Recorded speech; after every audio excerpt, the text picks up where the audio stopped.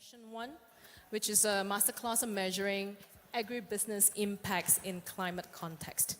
So yesterday's session was delivered by CGIAR on a broader perspective of why we want to measure impact. Today it's really a deep dive into collecting data and how we use it to assess climate and nature impact outcomes for the purpose of attracting financing, and most importantly, using African context MSMEs as a case study.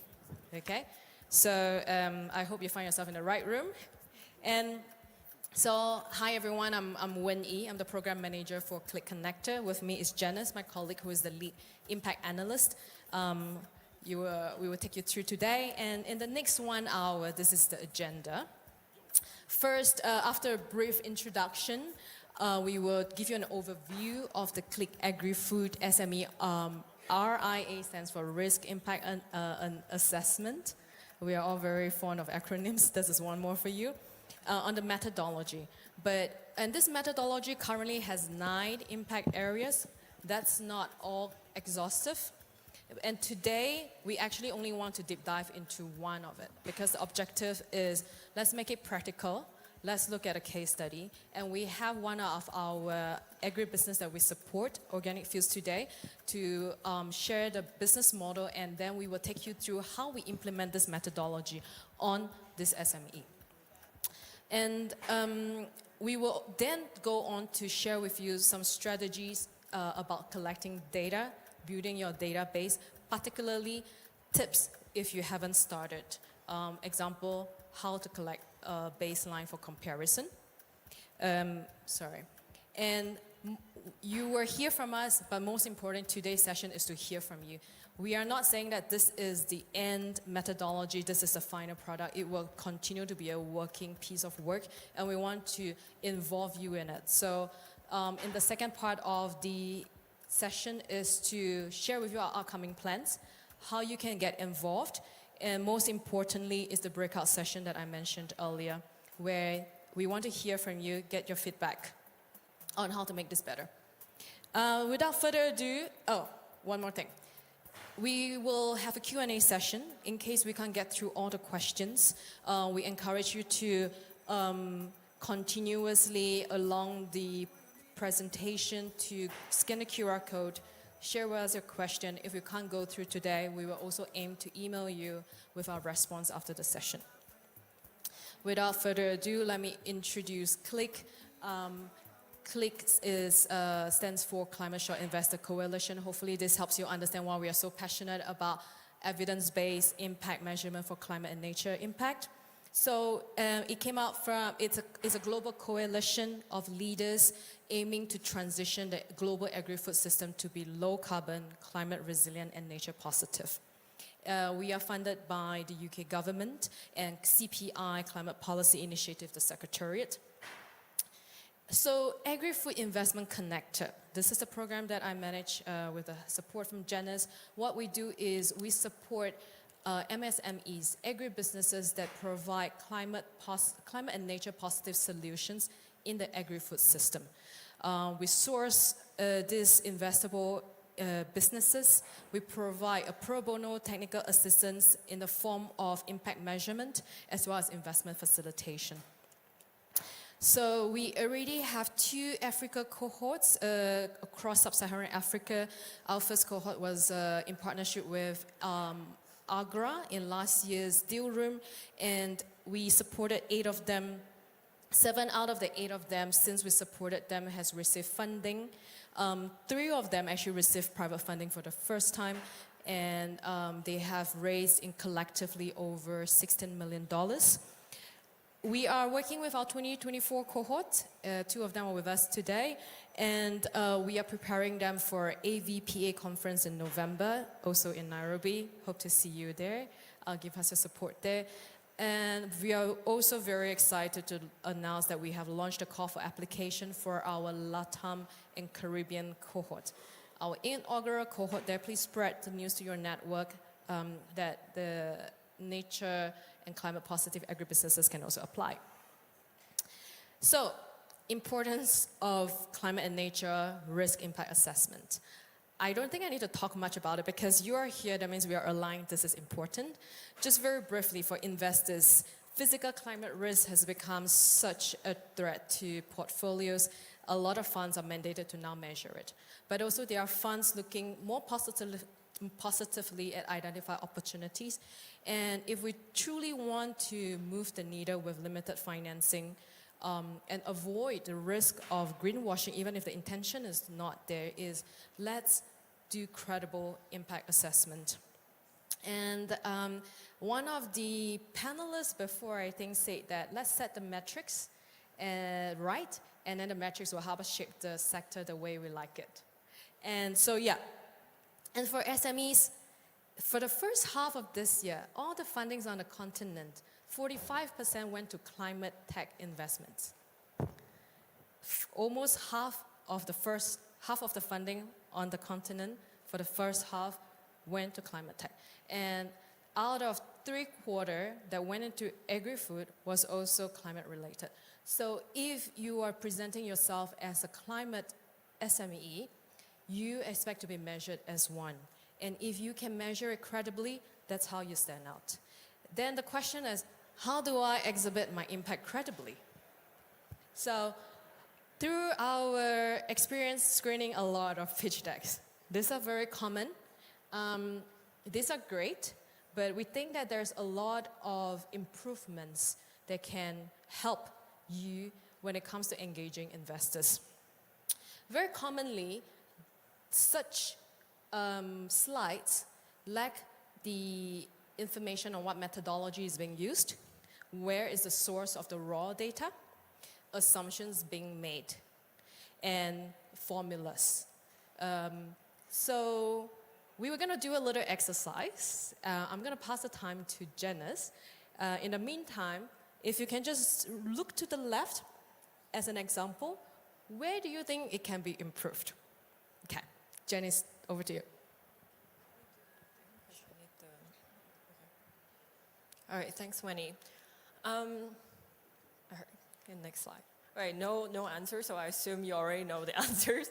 So let's see, this company says that they have replaced 130 quintals of chemical fertilizer. But what does that actually mean? There is an opportunity to translate this achievement into tangible climate and nature impacts, such as reduced greenhouse gas emissions and improved soil health. Metrics that are more easily understood by investors. Another example is that incomes has been increased by 20% for smallholder farmer, but from what baseline? And what does this mean for one smallholder farmer versus 1,000 smallholder farmers in a year? And how does that compare to regional average? Soil acidification is a serious issue, but not everyone will grasp immediately how your product addresses it. Many SMEs miss the link between their activities and the impact they claim. Additionally, the negative impacts of fertilizer on biodiversity and pollution should be highlighted more clearly, and we frequently see a lack of methodology, assumptions, consistent records, which can challenge the overall impact story, as Wenny has mentioned before. Next slide, please. Early on, our team has realized that in order to unlock climate finance for SMEs, we're dealing with little time, little data, but lots of impacts. We require a simple but systematic process to quickly understand their business models and fully grasp their potential impact areas. We needed credible calculations even with limited data. Knowing there are many simple but credible and science-based tools out there for agri-food, climate, and nature impact assessment, our team has worked very hard to find the most credible, open access, and free tools that use minimal data. As a result, we have created a climate nature risk impact assessment toolkit, which we hope you will find beneficial today for your portfolio or your SME pitch. Step 1, we'll assess your risk using our template, which covers climate change, transition, policy, nature, contextual vulnerability risks. This template connects you to online tools requiring very simple data input, such as just your region and crop type. Then we're able to demonstrate your business climate relevance to the region. Next, we will use the practice to impact indicator selection tool to identify potential impact areas and applicable metrics on your business. So you can simply choose your business practices on the tool, and the tool will highlight relevant indicators for you. For instance, if you collect urban market waste, indicators such as food waste collected and methane reduction will be highlighted. So you will grasp the potential indicators more easily in that way. So now we have a full list of potential impact indicators. Now we want to transform your available business data into climate and nature insights using our methodology notes, which cover 9 commonly seen impact areas such as fertilizer, post-harvest loss, land restoration, water management, etc. These notes provide suggested calculators, data requirements, and examples. It does require a bit more effort and time, but the free online training will guide you. So finally, you'll be able to describe your risk and impact by integrating the tool findings, notes, your business narrative, using a theory of change diagram and our impact report template. And this is just the first step towards better use of your existing data and collection. Our methods really is focused on 2 things. It adds logical structure and numerical credibility by leveraging your own data. Our indicators are organized into business activities, output, outcomes, and impact. This helps your audience to understand how, for example, selling bioinoculants would lead to increased yields, improved soil health, and eventually reduce chemical fertilizer use and ultimately greenhouse gas emission savings. We also consolidate your data using very credible tools such as the IPCC compliant exact carbon balance tool developed by FAO, and risk tools developed by Agrica, WWF, and others. So now after all this, let's take fertilizer as a deep dive example of our method notes. Fertilizer application accounts for 2/3 of on-farm emission, and largely from nitrous oxide, which is a greenhouse gas that is 300 times more potent than carbon dioxide. It also contributes to air, water, soil pollution through runoff. And not only that, apart from the negative environmental impact, farmers' livelihood can be also impaired through the reliance on chemical fertilizer due to its expensive price and difficulty to access. So if your business involves in organic fertilizer, precision ag, or products that aims at soil regeneration, you're probably contributing to the positive climate impact on fertilizer. Next slide, please. So the quantitative benefits of climate mitigation, qualitative, on climate mitigation and adaptation includes things like soil biome, microbiome activity improvement, greater soil resilience to climate shocks. And we want to highlight that we have suggested tools that only take very simple activity data, such as the amount of land you manage and pre and post intervention fertilizer use. And with just these very simple data, you're able to get the greenhouse gas emission savings using this tool. Similarly, for nature impacts, we recommend using the Be Intact tool that largely based on global biodiversity model for you to understand how improved agricultural practice contributes to species abundance. Now I'd like to invite Richard in the room, which is the founder of Organic Fields, one of our cohort SME today, to introduce his company to you. And I will explain how we approach his company's impact assessment.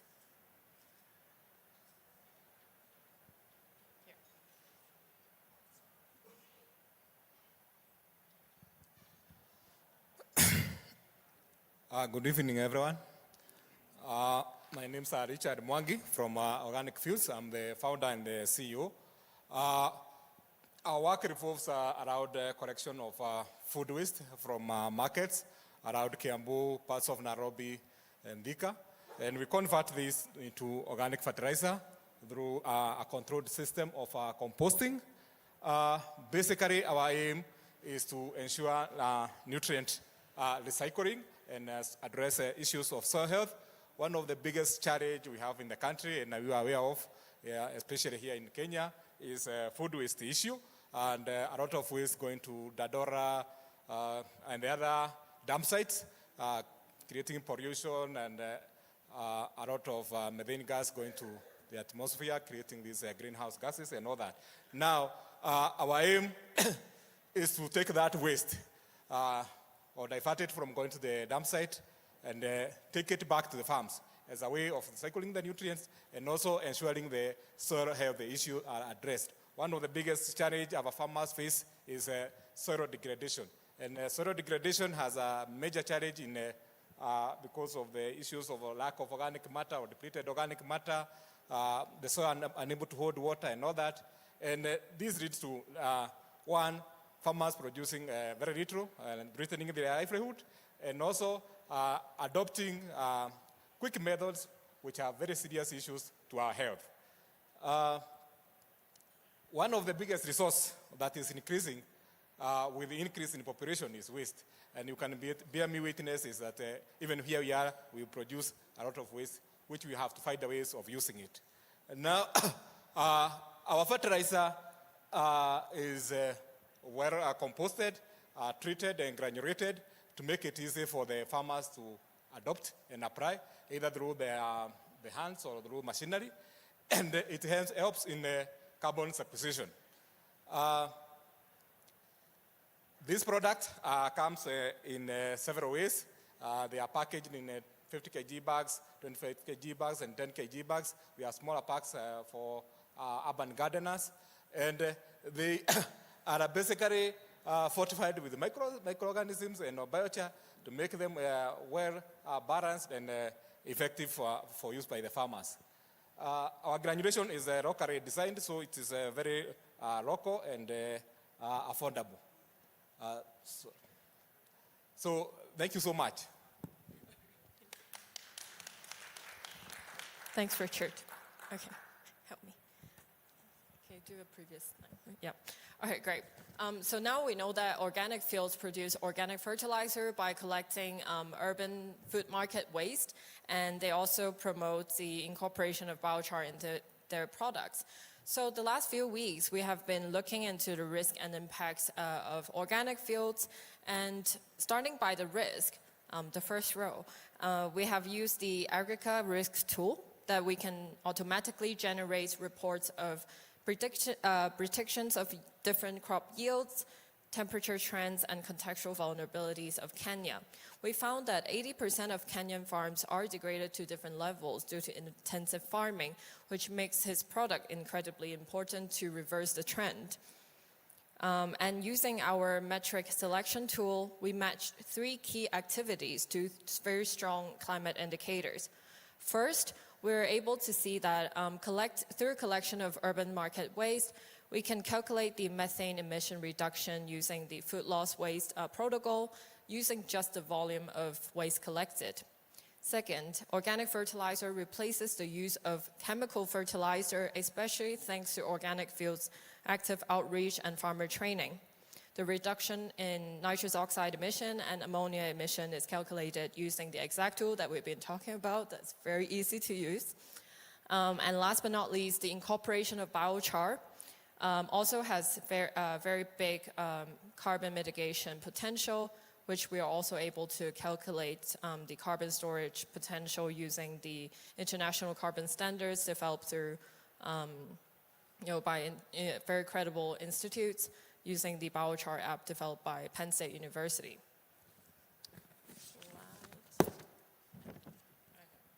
As an outcome, we're able to produce a climate nature risk impact report, which details our findings and methodologies, calculation workings for anyone or your investors or anyone who are interested in the sort of raw data and the workings details. And we are also able to extract key metrics from these reports for the SME business pitch. So we hope that you can see that the outcome of going through this very simple process will also get you very concrete findings and outcomes. Many might think that data collection is very difficult, but you can always start somewhere.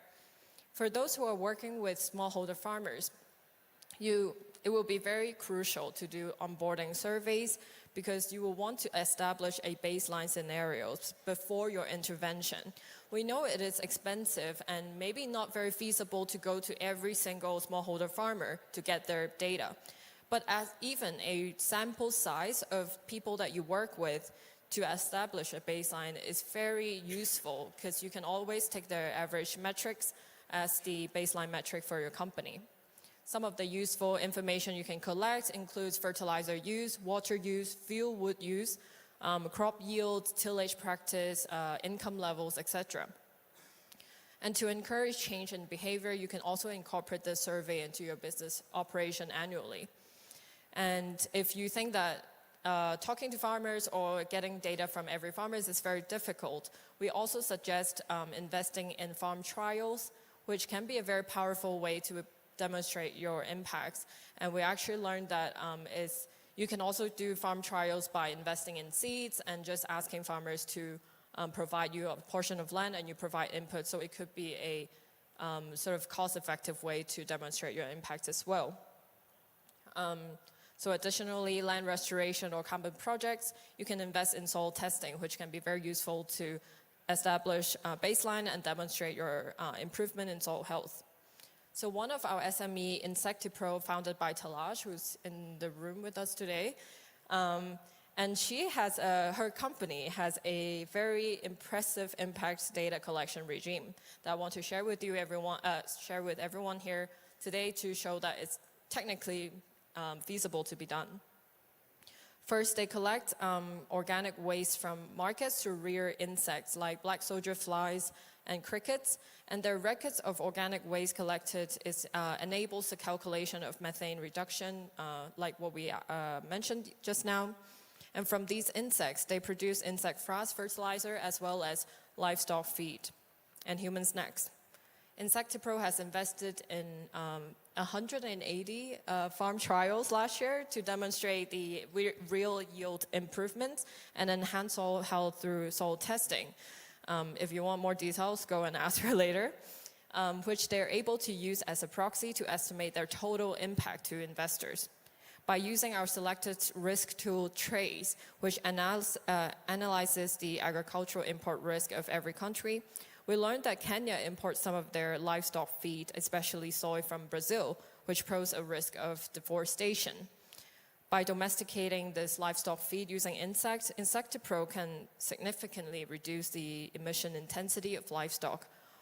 So as you can see, collecting data from their own operation has proven to be very beneficial. Impact measurement is very complex, and we know that this is not the final product.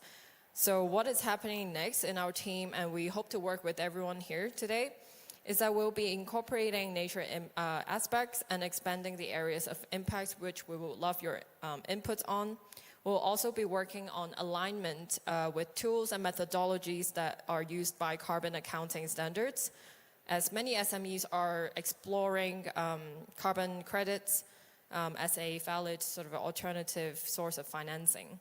We're also seeking alignment with practitioners, especially investors, to align our methodology to help more SMEs report on their impact.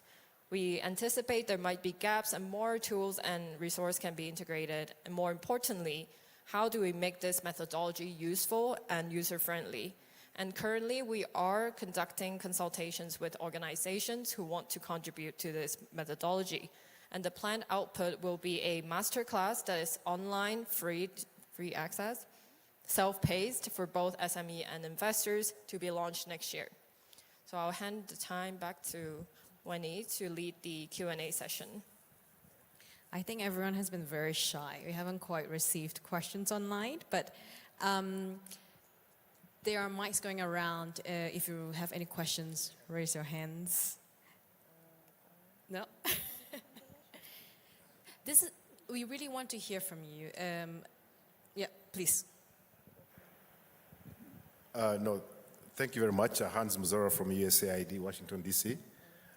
Very excited to, especially on the impact assessment tool, the climate risk impact assessment tool. Maybe my question is one, if you've done the testing of this tool, I know you've introduced some SMEs, but if this has been, I'm looking at it as, I'm looking for the use case. Who have been interested in this assessment, use the data to make informed decisions, say lending?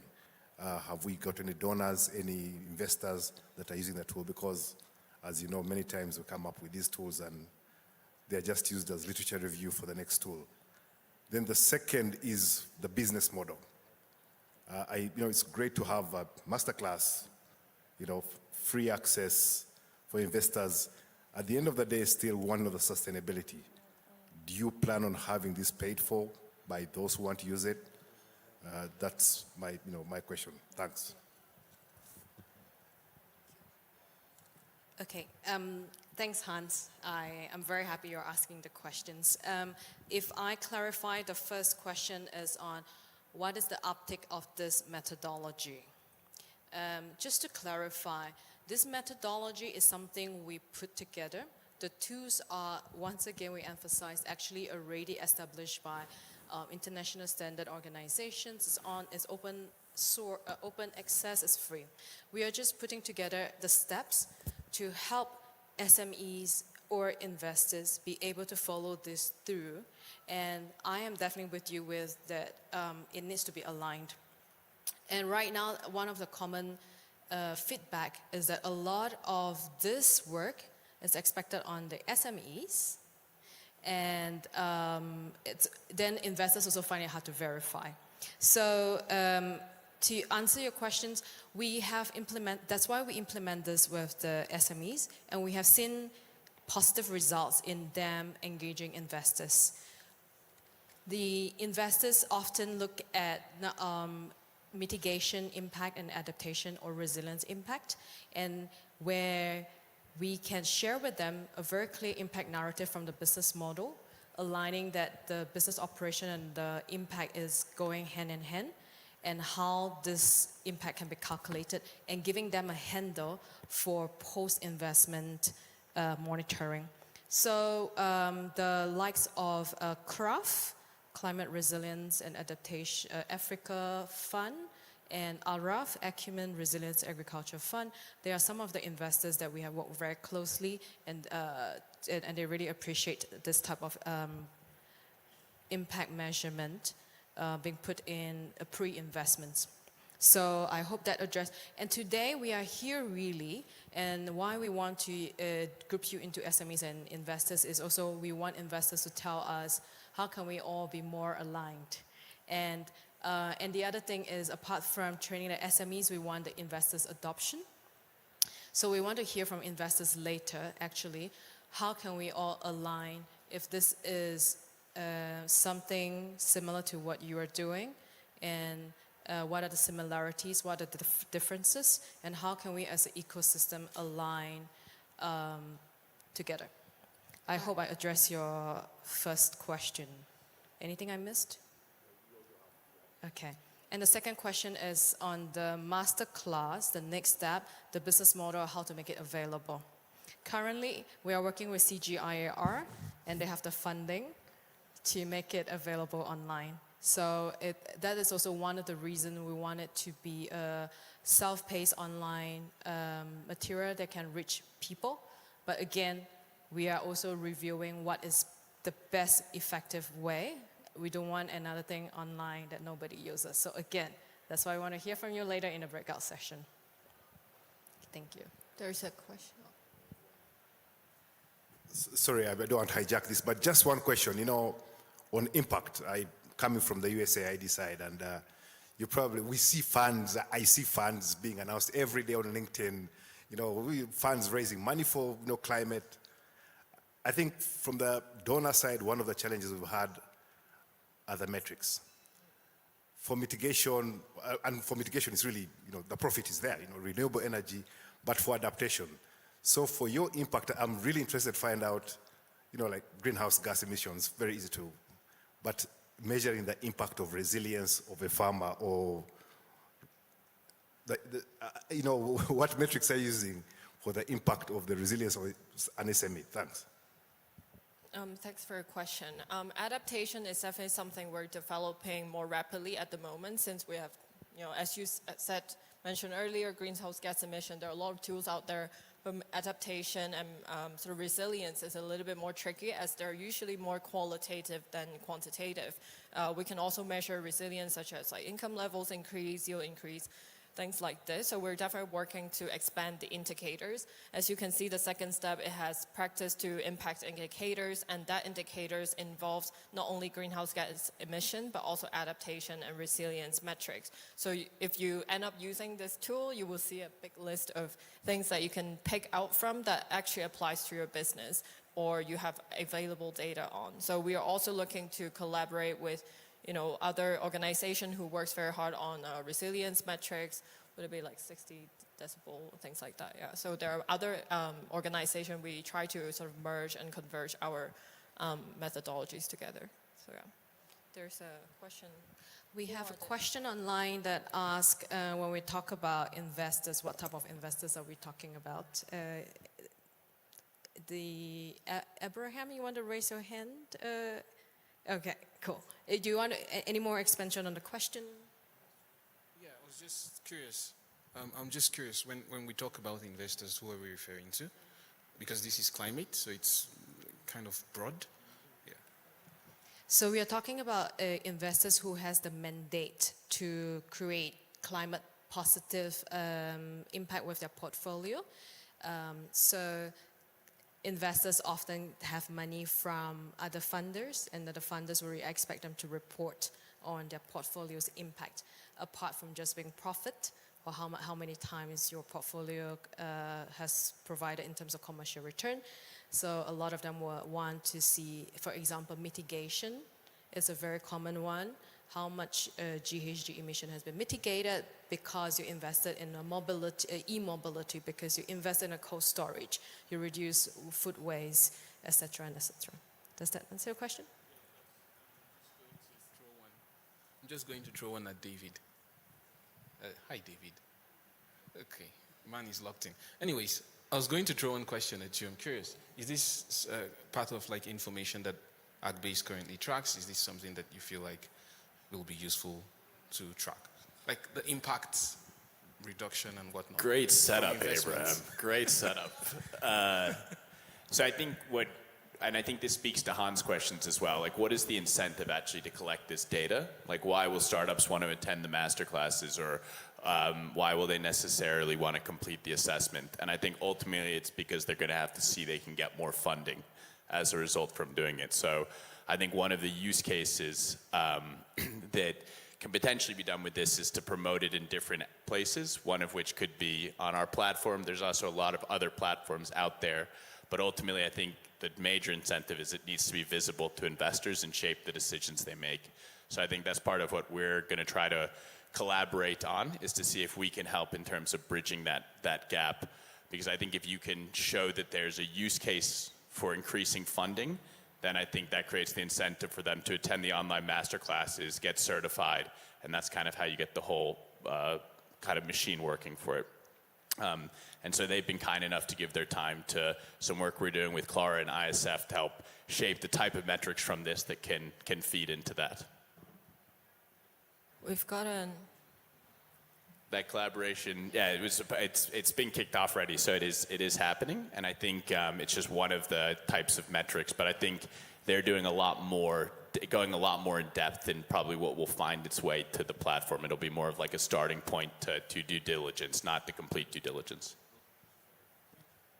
Thanks for the question, Abraham, and thanks, David, for stepping in. We have one more question. Jacqueline, you asked, is there a link to access the tool? And I'm going to defer to Janice. That's a very exciting question because that means you want to use it. So currently we are in the process of consultation, but if you're from, it depends on whether you want to just have a try on the tool, like the methodologies, or you want more information, you want to collaborate with us to work on the methodologies together. We're currently open for consultation, so we're working to get feedback. So it depends where you are, and we can have a chat and see if we can include you in the consultation list. But we are always happy to share with you like the risk tools, the sort of, here. Oh, okay. No, oh, sorry. Here, okay.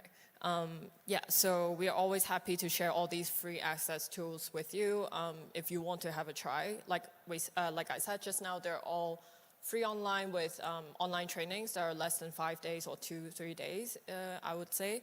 But so yeah, we're happy to have a conversation after this. Thank you. On the same note, is there a way we can tie this particular tool to beyond access measuring impact on climate and mitigation and adaptation? For an investor who is investing on digital agronomy services, who also wants to measure the impact of digital advisory services and the extent of that to now climate mitigation and sustainability, does this tool accommodate that? Yes, so for example, digital service, agronomy service, there's also part of some of the practice we include in the tool that you can pick it out and then you will have the indicators that shows. More importantly, it's just to think about what is, if you're providing agronomy service to farmers, what was their baseline before your intervention? If they have changed their practice because of your service, then you should be able to claim that impact. And because we have a result chain approach, then like our methods aims to add the sort of logical structure. So you will be able to tell your audience why your digital service has led to the impact that you claim at the end. So yeah. Okay, thank you so much for all the questions. In interest of time, let's move on to the breakout session. As mentioned earlier, could we have all the investors and funders find each other? I believe you are on the right side of this side, are the investors and funders. And how many investors and funders do we have in the room? Hans, it looks like it's just you. Okay, you can have your cozy corner there. Yeah, investors here, funders, donors, where you are looking at from the supply side, where you are reporting to your other funders. And then we have all the businesses, I suppose. These are all businesses? Okay. Try to make yourself into groups of, fill the table if possible, so you can learn from each other, and we also do not have enough facilitators.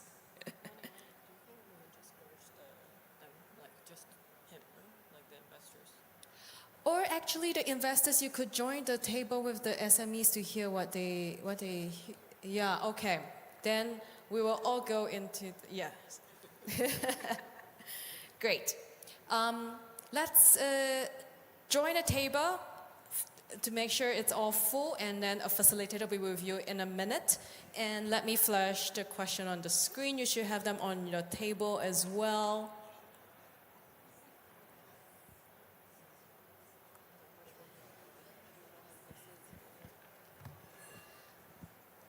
So we will focus on the first few questions on, do you currently conduct any of the assessments, whether it's on climate impact, nature impact, and climate risk?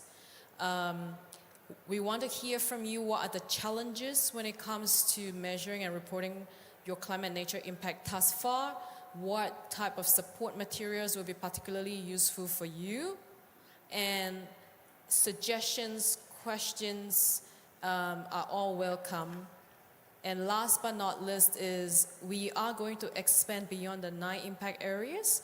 We would like to hear from which are the priority major impact areas beyond the 9 you already see on the list. What else is not on the list that you want us to add? Okay.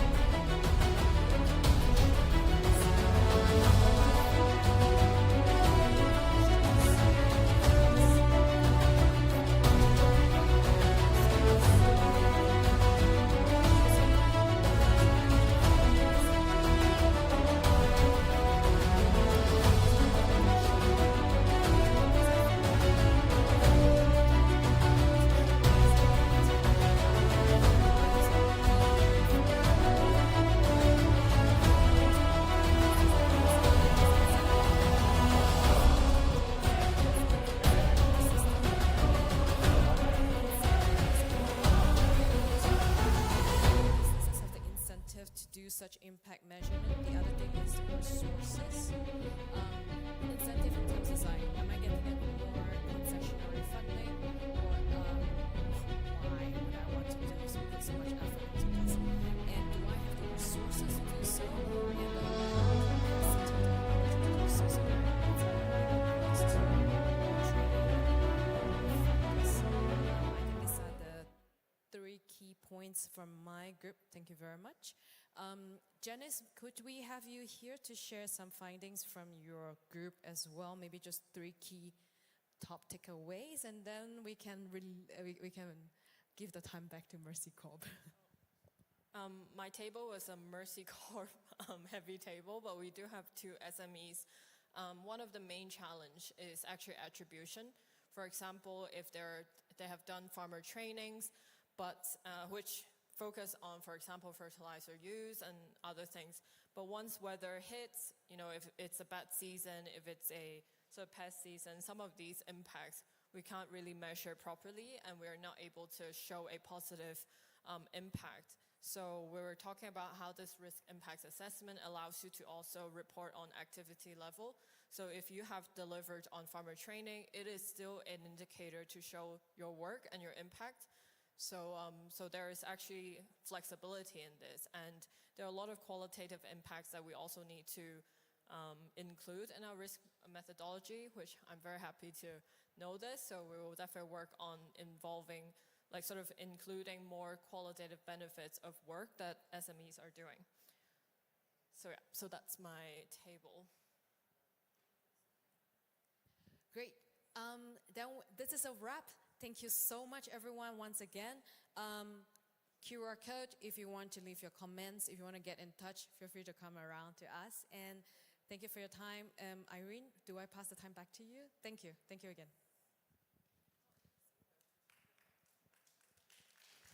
Thank you. Thank you so much, Winnie and Janice.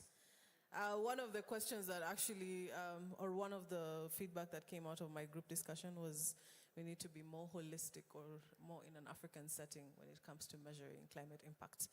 But yeah, we'll talk more. Thank you. And I'll hand back to Sieka for the next session. Thank you, everyone. We're just calling the people from the other groups to come in so we can do the award ceremony. So relax, you can have more conversations.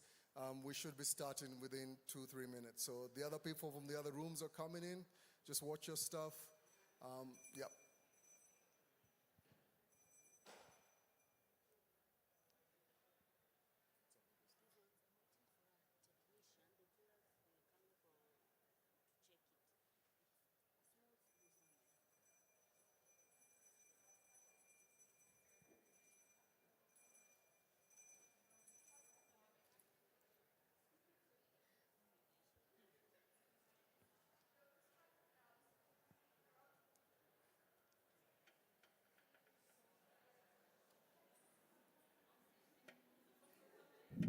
Check, mic 1, 2.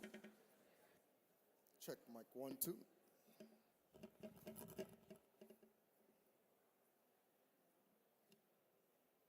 Check, mic 1, 2.